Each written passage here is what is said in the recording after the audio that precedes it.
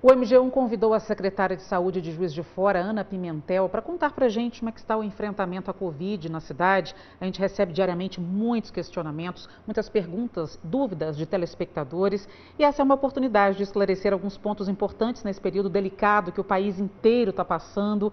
Vamos falar com ela ao vivo. Boa tarde, Ana Pimentel. Muito obrigada pela participação aqui no MG1. A gente sabe que o seu trabalho está praticamente esgotando as pessoas, mas muito obrigada de ter disponibilizado o seu tempo precioso para estar aqui esclarecendo as dúvidas dos telespectadores junto com a gente.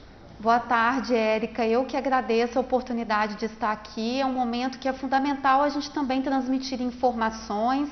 Então, quero agradecer o convite e dizer que a gente está sempre à disposição para esse diálogo que é tão necessário, principalmente nesse momento.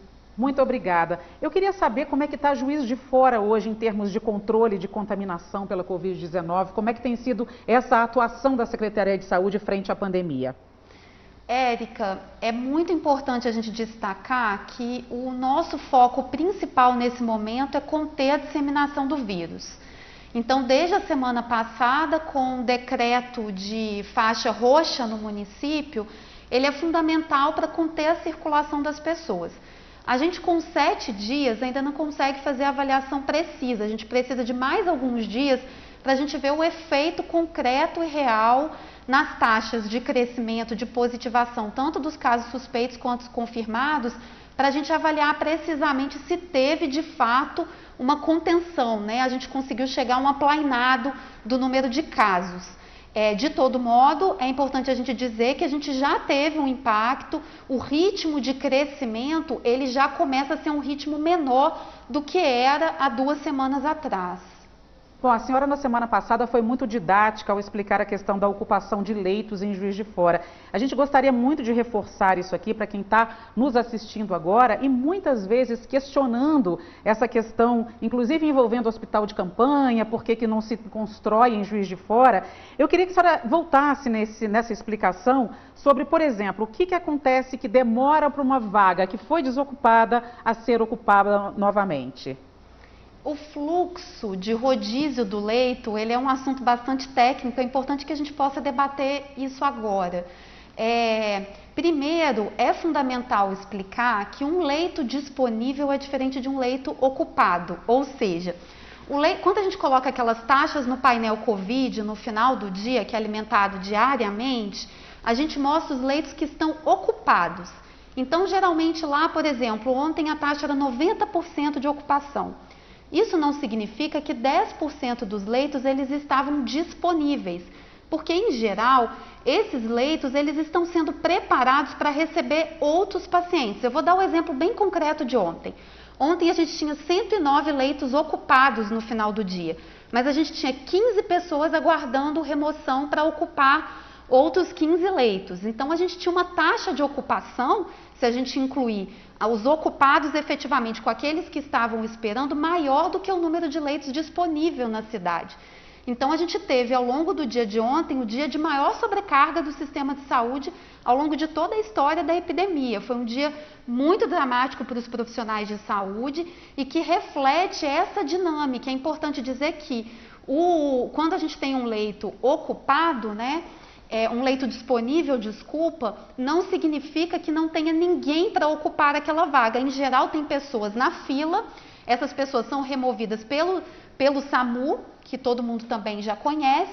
Então, o tempo de deslocamento do SAMU até a ocupação daquele leito, por isso que dá essa porcentagem geral, que parece que ele está disponível, mas efetivamente ele não está disponível.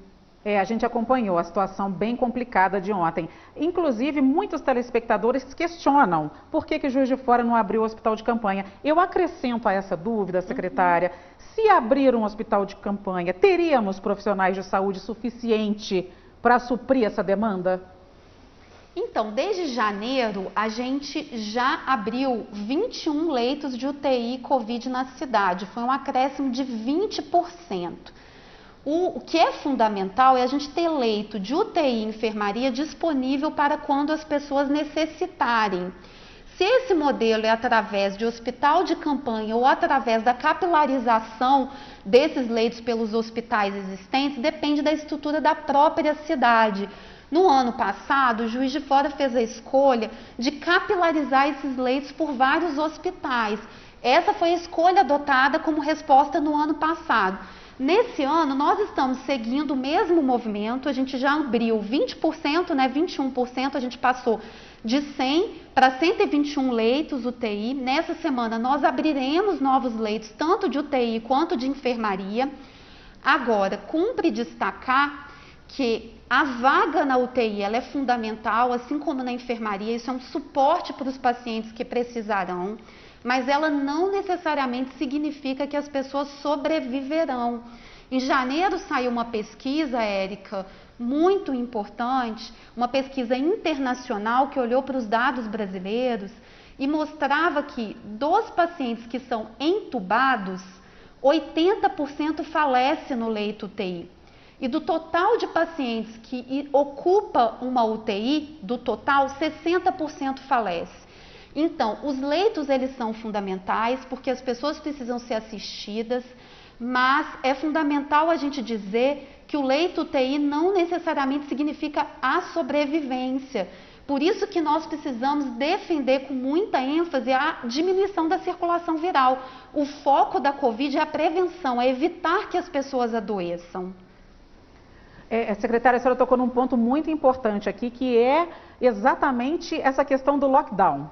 Né? A gente percebe muita impaciência das pessoas, um certo descrédito nessa medida, com argumentos, inclusive, de que isso não funciona. Muitas, inclusive, questionando mesmo a eficácia. Eu queria muito que a senhora esclarecesse nesse momento a eficácia do isolamento, do distanciamento nesse momento, inclusive Juiz de Fora passando aí pela onda roxa, com lockdown, com toque de recolher. Qual é a eficácia do lockdown e dessas medidas mais restritivas para a cidade? Os municípios que adotaram no Brasil agora, já nessa última onda da Covid, tiveram um resultado positivo. É o caso, por exemplo, de Araraquara, que fez um lockdown muito preciso, muito contundente, viveu uma situação dramática há poucas semanas atrás e está conseguindo superar essa situação a partir do lockdown. O lockdown funciona se a sociedade assumi-lo e incorporá-lo, e ele tem eficácia sim, a sua eficácia está comprovada, a Organização Mundial de Saúde defende, é importante ver as experiências dos outros países que também o assumiu, né, assumiu o lockdown como uma alternativa, ele funciona. A sociedade está realmente cansada, né, Érica? Um ano de epidemia, vocês estão fazendo esse especial agora, inclusive para fazer um relato sobre esse um ano, acho a iniciativa excelente. Toda a sociedade está cansada, é compreensível. A gente imaginava que nesse momento nós estaríamos em outra situação.